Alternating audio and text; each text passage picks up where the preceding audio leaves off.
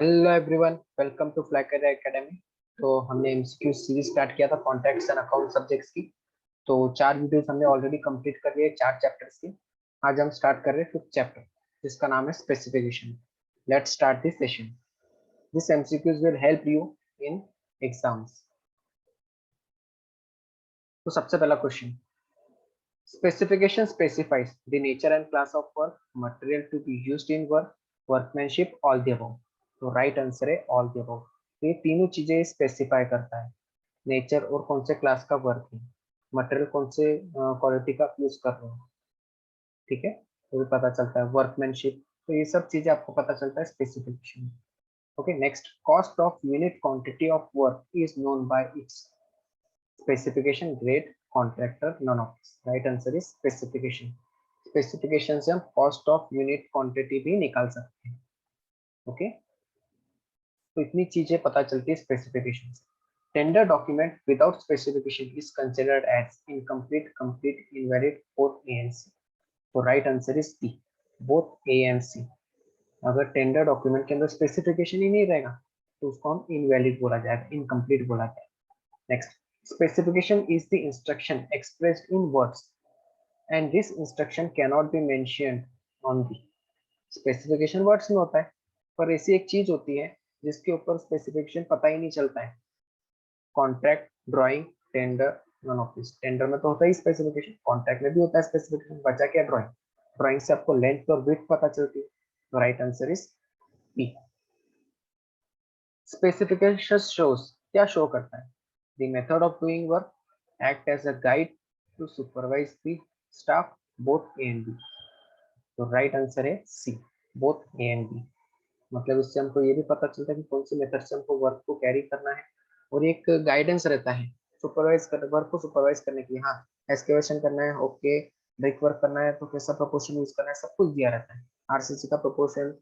Okay, तो maximum चीजें दी हुई होती है, तो ये हमको हेल्प करती है। Answer is both A and B. Next question, specification depend upon site condition, nature of work, purpose for which work is carried out, all the above. So right answer है all the above. Next question, specification is an important tool and play an important role for arbitration, settle the disputes, both A and B, none of these. Right answer is both A and B. तो specification सबसे important है क्योंकि उसके अंदर दिया रहता है ना कि काम कैसे करना है कॉन्ट्रैक्टर को। ये देखो, स्पेसिफिकेशन दे रहा हो आपको, आपको इस तरह से काम करना है, ऐसा कॉन्ट्रैक्टर को बता दिए। अब कॉन्ट्रैक्टर ने उसके हिसाब से काम नहीं किया तो झगड़ा हो गया, तो ओनर के पास सबूत रहेगा। देखो स्पेसिफिकेशन में क्या लिखा है कि आपको ये पेंट यूज करना था, एशियन पेंट, प्लास्टिक पेंट, आप क्या यूज कर रहे हो, डिस्टेंबर यूज कर रहे हो। तो आर्बिट्रेशन के लिए या फिर सेटलिंग डिस्प्यूट, दोनों का मतलब एक है, तो उसके लिए काम में आता है। तो both A and B is right answer. Next, which is not a specification, brief specification, detail, standard और कंस्ट्रक्शन। तो कंस्ट्रक्शन स्पेसिफिकेशन नाम का कोई स्पेसिफिकेशन, टोटल 4 है, ब्रीफ, डिटेल, स्टैंडर्ड और एक है manufacturing specification. Which specification is also called as general specification? Brief, detail, standard और manufacturing. Right answer is brief. Brief specification का दूसरा नाम है general specification. General specification means brief specification, इससे हमको एक जनरल आइडिया मिलता है और उससे हम एस्टिमेट बना सकते हैं, पर ये कॉन्ट्रैक्ट डॉक्यूमेंट में यूज नहीं होता है। ठीक है, कॉन्ट्रैक्ट डॉक्यूमेंट के लिए डिटेल स्पेसिफिकेशन यूज होता है। Next, which specification give general idea, अभी मैंने थोड़ी देर पहले बात किया, ऑफ द होल वर्क और structure and is useful for preparing estimate. सिर्फ एस्टिमेट बना सकते हैं उसके लिए, इतना काम का है। Brief, detail, general, both A and C. तो right answer is brief and general, क्योंकि दोनों एक ही है। तो answer is both A and C, D. Which specification do not form the part of the contract document? Brief, detail, standard, manufacturing specification. तो right answer है brief specification, क्योंकि brief मतलब जनरल, जनरल आइडिया रहता है, तो brief specification. Next, which specification gives detail information, सब कुछ detail में दे रहा है। Item of work specifies the qualities, quantities of material, the proportion of motor workmanship, the method of preparation and execution, and the method of measurement is called as brief specification, detail, standard और manufacturing।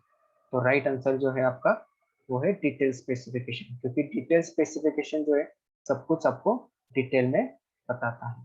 Okay, तो उसको हम बोलते हैं detail specification. Brief वाला जो था वो तो जनरल आइडिया देता है, ठीक है, तो ये ऑप्शन कैंसिल हो गया। स्टैंडर्ड स्पेसिफिकेशन मतलब जो प्रिंटेड फॉर्म में होता है, ठीक है, इसके बारे में आगे देखेंगे। ये ऑप्शन डी। मैन्युफैक्चरिंग मटेरियल के रिलेटेड होता है, तो राइट आंसर जो है ये बी है। नेक्स्ट,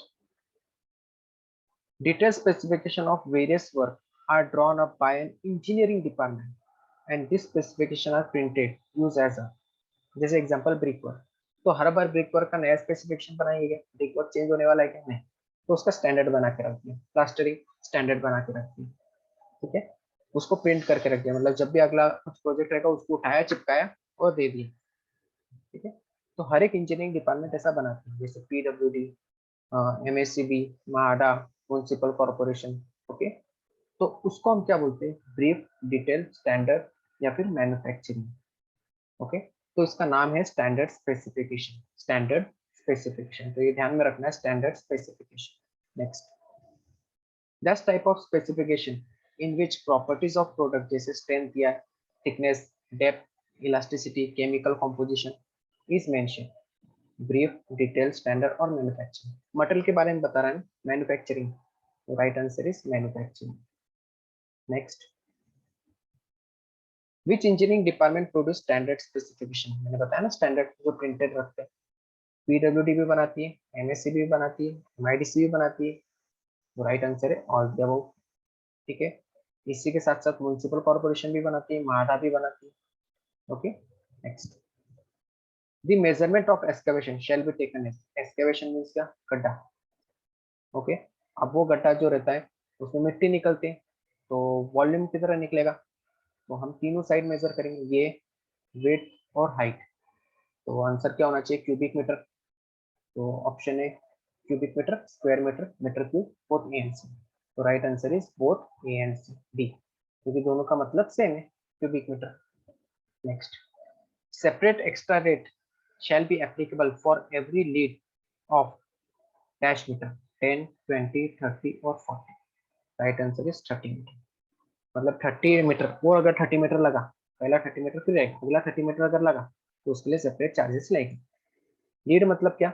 वो मिट्टी को उठाना, एक्सकेवेशन मिट्टी को, उसको ले जाके कहीं तो भी डंप करना, उसको हम बोलते हैं lead. Extra separate, extra rate shall be applicable for every lift, lift मतलब क्या? वो मिट्टी को निकालना, उसको हम बोलते हैं लिफ्ट।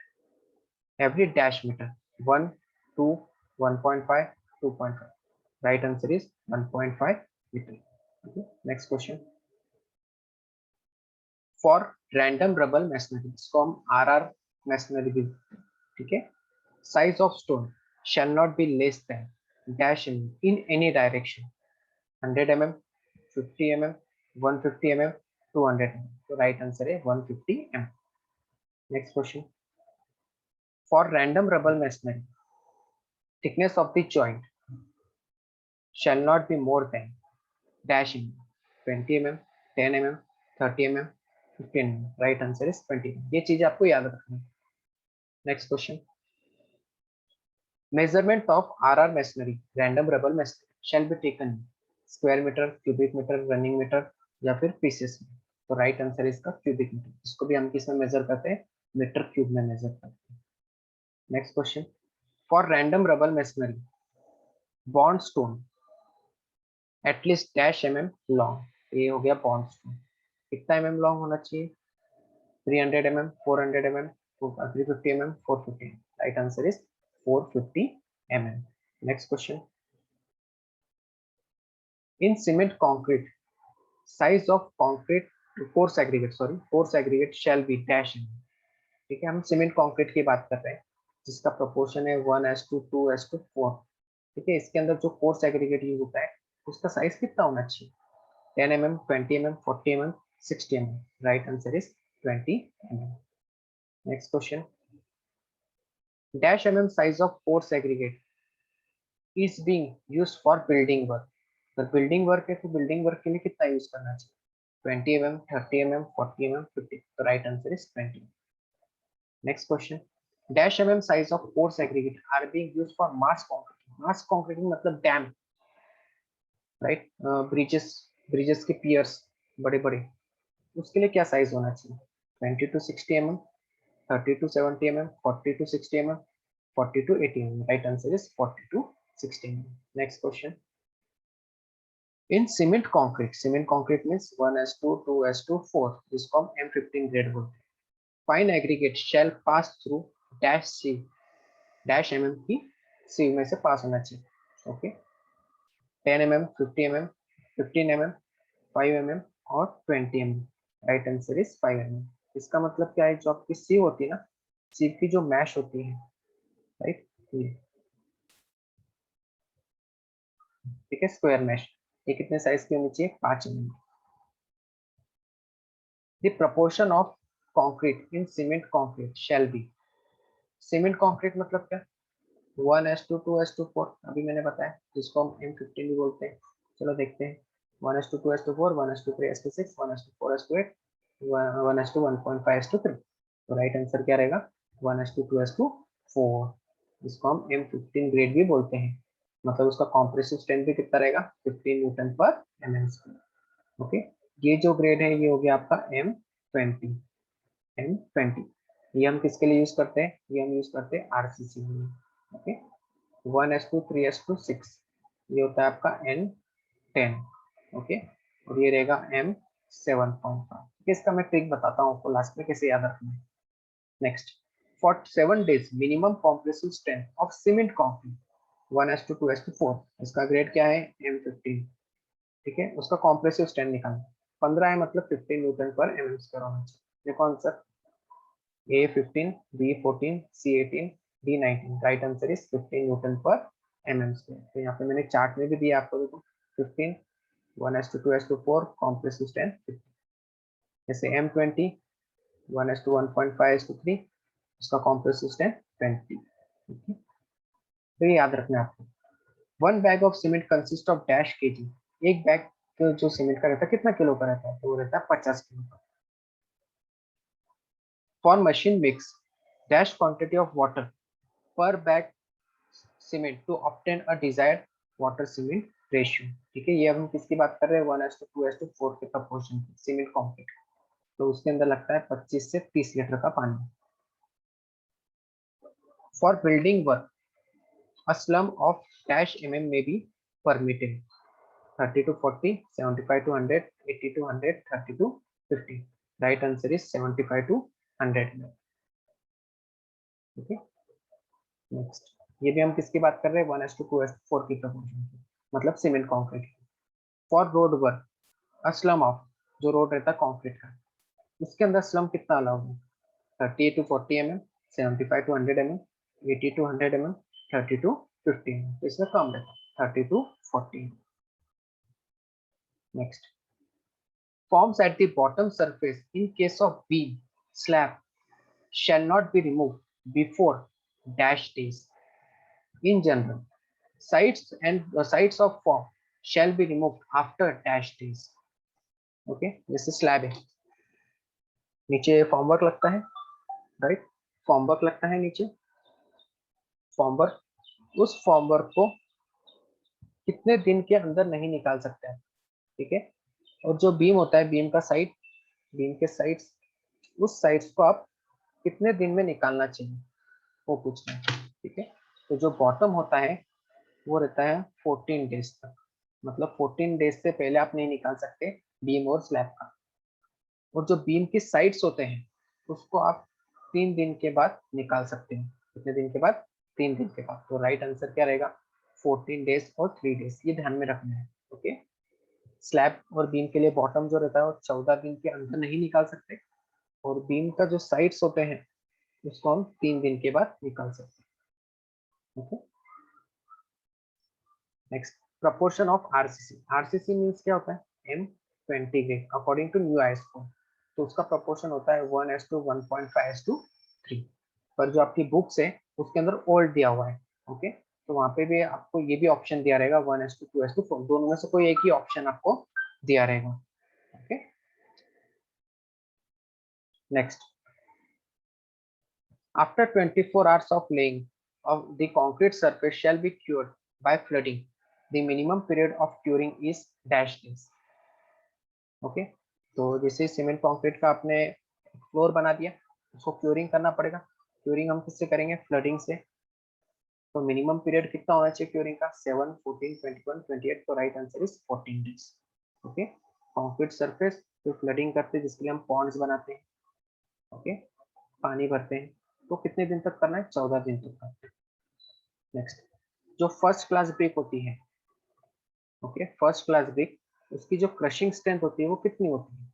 17.5, 10, 12.5, 10.5। तो राइट आंसर इज 10.5 न्यूटन पर mm square. Brick shall be well soaked in water for at least dash hour before use. 1 hour, 10 hour, 12 hour और 24 hours. Right answer is 12 hour. इसलिए सोक करते हैं क्योंकि मोटर में पानी रहता है, अगर सोक नहीं करेंगे तो ब्रिक क्या करेगा? पानी खींच लेगा मोटर का। ओके, तो बॉन्डिंग अच्छे से नहीं होगी।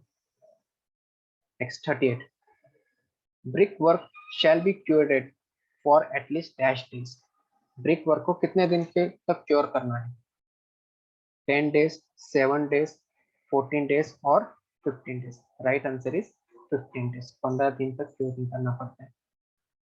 Next, brick work shall not be cured out for more than, sorry cured नहीं, carried out for more than dash metre in height at a one time. मतलब जो हाइट होती है ब्रिक वॉल की, वो कितने मीटर तक एक्सीड नहीं हो सकती। अगर उसके ज्यादा एक्सीड हुई तो गिर जाएगी। 0.25, 0.5, 0.75, 1 मीटर। तो 1 मीटर तक आप कैरिड आउट कर सकते हैं। ठीक है, 1 मीटर से ज्यादा नहीं। अगर 1 मीटर से ज्यादा रही तो वहां पे एक बैंड लगता है कॉन्क्रीट का। ठीक है, next, this specification for cement, sand and water shall generally conform to their relevant specification describe under Indian Road Congress, reinforce cement concrete, reinforce concrete and allied work, none of this. तो right answer क्या रहेगा? Reinforce concrete and allied work. Okay, Indian Road Congress road के लिए होता है, reinforce cement concrete RCC work के लिए होता है। तो इसके लिए कौन सा रहेगा? Reinforce concrete and allied. ये ध्यान रखना, क्वेश्चन पूछेंगे।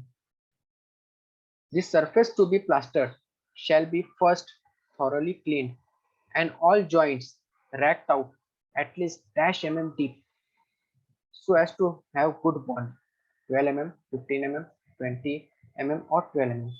ठीक है, मतलब जो joints रहेगा उनका जो thickness रहेगा बॉन्ड का, वो कितने तक होना चाहिए, वो पूछ रहे हो। ठीक है, तो वो रहता है 12 mm। 12 mm। सबसे पहले हम क्या करते हैं? सरफेस, प्लास्टर के सरफेस को हम क्लीन करते हैं और जॉइंट से उसको रैक करते हैं, मतलब निकालते हैं। ठीक है, कहाँ तक? 12 mm तक, ताकि बॉन्डिंग अच्छे से हो सके। Next, this surface shall be brushed and washed with fresh water and maintain in a thoroughly wet condition for dash hour before starting plastering work. 24 hours, 12 hours, 10 hours or 5 hours. Right answer is 24 hours। 24 hours। ठीक है, surface मतलब जो plaster का surface रहेगा उसको brush करना है, wash करना है पानी से। ओके, पूरा वेट कंडीशन में रखना है 24 घंटे के लिए प्लास्टरिंग वर्क स्टार्ट करने से पहले। Next, there shall not be at least dash days interval between the application of first coat and the finish coat. 4 days, 2 days, 3 days or 5 days। Right answer is 3 days। Okay, next, the unit of measurement of plaster, square metre, metre cube, cubic meter, both B answer. तो देखो plaster है, plaster का thickness हम major करते क्या? अरे रुको रुको, 5 mm का लेने दे, अरे 5 mm का नहीं, 6 mm का आने दे। तो एग्जैक्ट आता है क्या वो? नहीं। तो हम थिकनेस जो बहुत छोटा है उसको हम निग्लेजेबल कंसिडर करते हैं। तो हम लेंथ और हाइट कंसिडर करते हैं। मीन्स 2 डायमेंशन, मीन्स यूनिट क्या रहेगा? Metre square. तो square metre is your right answer. Next, proportion of M20, M20 का जो proportion है वो क्या रहेगा? 1:2:4, 1:3:6, 1:4:8, 1:1.5:3। तो राइट आंसर है P, 1:1.5:3। तो ये प्रोपोर्शन वाला चार्ट है ना, ये आपको 100% पूछेंगे। ठीक है, तो ये प्रोपोर्शन आपको ध्यान में रखना है। ओके, तो इसके लिए एक ट्रिक बता रहा हूँ कैसे याद रखना है। M10 का याद रखो। M10, M10 का कितना है? समेशन 10 आना चाहिए। 1:3 3 as to 6, 6 plus 3 is 9, 9 plus 1 is 10. Okay, फिर इससे कम में जाते हैं, 10 से कम कौन सा है 7.5, उससे कम क्या है M5, M10 से बड़ा क्या है M15, फिर आपका M5। तो जब आप 7.5 का निकालोगे तो 1:3, 3 के बाद क्या आता है 4, 4 का डबल 8। ओके, M5 का निकालना, 1 एज इट इज कांस्टेंट ही रहेगा, 4 के बाद क्या आता है 5, 5 का डबल 10। ओके, या अब M15 का मुझे निकालना है, M15 का क्या रहेगा 1, 3 के बाद क्या आता है 2, 2 का डबल 4। अब M20 का निकालना है, 1:2, 1 के बाद 2 के बाद क्या आता है 1, तो आप 1.5 लोगे, 1.5 का डबल क्या है। इस तरह से आपको याद रखना है, ये ट्रिक है। कॉम्प्रेसिव स्ट्रेंथ बोला तो M5 का रहेगा 5 न्यूटन पर एम स्क्वायर, M7.5 का रहेगा 7.5 न्यूटन पर एम स्क्वायर, M10 का रहेगा 10 न्यूटन पर एम स्क्वायर, 15 का रहेगा 15 न्यूटन पर एम स्क्वायर, 20 का रहेगा 20 न्यूटन पर एम स्क्वायर। ओके, क्लियर हुआ? तो एमसीक्यूज हमने मोस्टली कवर किए मैक्सिमम। ओके, तो इसका जो पीडीएफ है आपको डिस्क्रिप्शन में मिल जाएगा, आंसर की भी डिस्क्रिप्शन में मिल जाएगा। इससे पहले के जो 3 वीडियोस है, 4 वीडियोस, 4 वीडियोस हमने कंप्लीट किए, वो भी आपको डिस्क्रिप्शन में मिल जाएगा। तो बेस्ट लक, अगर कुछ डाउट रहा तो आप मुझे कॉल या मैसेज कर सकते हो, मेरा व्हाट्सएप नंबर भी है वो पीडीएफ फाइल के अंदर। ओके, तो नेक्स्ट वीडियो हम स्टार्ट करेंगे वैल्यूएशन का, जो हमारा लास्ट है। Okay, bye bye.